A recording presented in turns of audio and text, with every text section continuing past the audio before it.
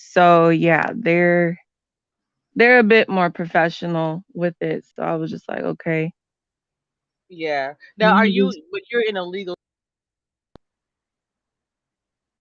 am like a I in what? medically. You're in a legal, a medically legal state or a recreational legal state. Yeah, I'm in California.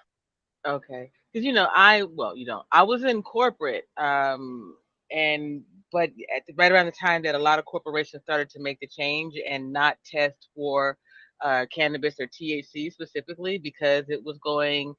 So many states were making it legal from a medical or federal standpoint. But my thing,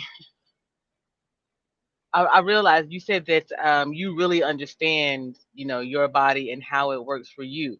How, Yeah, what were you able to determine, and how did you determine it? trial and error, actually. Yeah. So, it's like you only know about your body if you test it yourself. So I took it like I would be like, okay, so how long does it typically take for me to get high off of a certain amount of milligrams, right? So I would deliberately like get my edibles, for instance, and then I'd set a timer as soon as I take it. And then I experimented with different things like what can bring it up or what can lower me down. Mm-hmm. Some people don't realize like there's difference between, well, if you've been into weed for a minute, there's difference between THC and CBD. You can actually get high on CBD if you take like a certain amount, but actually if you take a large amount of THC and you find that it's too intense, you can take some CBD to calm it down. Mm-hmm. It's really just like chemistry pretty much. So, and another thing, like I tell people, the prices of edibles have gone up. You know, um, it's gone up since marijuana was legalized over here. The taxes are almost like $15 to $20 off of everything else. Stuff Yeah. I used to get for $40, I'd have to pay out like damn near 100 or a little bit more than that, which I'm not gonna do because I have Mm-hmm. bills to pay. So it's just like I tell people if you want to stretch your shit out, then just I would recommend, for instance, they have a lot of deals around 420. Me in particular, I don't smoke because I sing. Yep. So it's like, okay, I need to do something else. So I use edibles and I make edibles. So yeah, I put that in my food. So if you buy some THC oil, which you can get on discount for 420, that can last you for a very long time. Mm-hmm. If Amen. you extend it, freezers, another way to make your edibles last longer, and even your high and it works with smoking, but I deal with edibles more so. So if you want to make your edibles more intense and make the high last longer, take alcohol. Mm-hmm. Alcohol. So what I Yep. do is I like vodka. Mm-hmm. Um, to this day, I know it's a typical college drink, but I don't know why, but I really like the taste of it. Do are you soaking your fruit in it as well? I do that. Okay. Vodka So and gummies or in fruits. I like to experiment with a lot of things. I yeah. also like tequila, Yeah. whiskey. This there's this, what is it called? It's like this fire hot whiskey, cinnamon whiskey. Fireball. Fireball. Yep. Yeah. It's Yeah. Fireball Yeah. whiskey. That is It's my favorite. you and a whole lot of very friendly white ladies. I can say it that way. I used to hang out at bars. I was a chef by trade, and we go to the bar, and it's like 12 white ladies lined up, and seven of them are blonde, and nine of them got Fireball. That kind of thing. Uh, kind of like black girls when they find out that Moscato and Riesling are kind of similar. Um, Mm, but yeah. so it, That and a I good dirty martini. Dirty martinis are my okay. So favorite. now listen, I got a drink for you. get you a shot of Fireball Mhm. and a hard cider. Put them together. That's fucking fantastic. It's like a cinnamon Okay. apple. It's going down. Man, it's awesome. I like a dirty. I used to like a dirty martini. I do not drink now. I mean, this is like Kool-Aid, like light booze. But the alcohol really seems to take a toll as far as hitting with the fibromyalgia. It makes me feel like, Mm. ugh, and like my whole body don't Yeah. want to be right. So I very rarely drink alcohol. But when I did, my dirty martini was 3 olives, extra gin, extra olive juice. Yes. And when I was trying to stay up because, I had an extra long night, I would have them add Red Bull to it. It's a special Mhm. drink. It was That is tasty a though. special drink. I'm just like, I'm my mother's child. She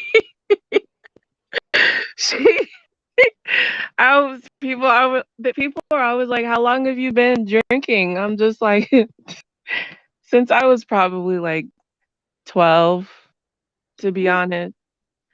And Yeah, well, it was because, like, I've always been the type of child that liked to research stuff pertaining to my body. So, when it came to alcohol, my thing was, I want to know what it's like, so if I go to a party or something when I'm older, I'm not gonna be one of those people that's a lightweight. yeah. And so Mm, what happened, they're just like, "How'd you get the alcohol?" I was like, "My mom." It's like, "How did that what, she let you drink alcohol?" I'm like, "No, she didn't." Actually, my mom had serious pain issues in her shoulder, a lot of problems, and mm-hmm, they gave her a bunch of narcotics to, mm-hmm. you know, counteract that, but she didn't like it because the narcotics made her, like, just lose her will to move and live. So sh and she Wow. didn't wanna get addicted to it, and they gave her, like, stuff that was strong enough to knock down a horse, like Norco, Mm, all of that. yeah. So she would be like, Just a glass of red wine is enough for me to kind of taper off the pain." And, so she would have, like, this collection of wine bottles, and I knew my mom's schedule. She always went to bed around 8 o'clock. She was out. I didn't really have a bedtime like other children. No one, or if I did, no one was there to enforce it. So I would, after I was sure she was asleep, I went to the kitchen, to the wine stash, and what I would do was I would mix, like, bottles of wine so she wouldn't notice that her stash was depleting, and that was what I would do to build up my tolerance. I thought that she'd been aware, but, when I was around, like, 17, my godfather took me out to go eat, and, this was before I was going off to college, and he was just like, "So, your mom told me to bring you out and secretly give you some alcohol to drink because she's afraid you're going to not know what to do in college when they have alcohol around there because you've never drank it before." Oh my And so goodness. I was sitting there looking at him like, uh, Godfather. I called him that because he was into, like, the Italian mafia shit and stuff like that. Uh-huh. So my nickname to call him was the Godfather. But anyways, I was like, Godfather, um, I've been drinking for a couple years now, damn near every other night, to be honest." And he just stopped and stared, and he was just like, "What?" Let me just also add, he's a pastor too, Oh my goodness, but child. You just was really. he's not a conventional pastor, right? So, I was just like, I can't lie to you. Like, I can lie to anybody else, but not you." So I was like, "Don't tell mom." I've been drinking for a while now. And he's just like he just started cracking up. He was just like, "How did your mom not notice?" I was just like, "Well, she has that whole stash of wine. It's like a whole shelf full. I just take, like, some from every bottle." And he's like, "That's even worse because you mix the shit." I was like, "Yeah. So I'm good." You guys don't need to be worried. But yeah, Lord. that was my little story. And I did it for Yeah. research purposes. I never got to the point where I was like, well, there was only like one time around the first week that I started drinking when I got really sick. Mm. And I kind of played it off like I had a bad headache, which I used to get those a lot of migraines. So Yeah. my mom was like, I'll let you just stay at home because, your grades are good, so it's no problem. You can stay at home. You have a migraine. You're not going to be any good going to school. And I was just like, yes. But I was like, okay, I know what I'm not supposed to do, how much I'm not supposed to take. So that was kind of the child I am. I I know when I have my wasn't. own kids, they're probably going to be a mutated version of me at some point. I'll tell you. My mother. I say she cursed me. She blessed me, whatever you want to call it. She said to me around the time that I was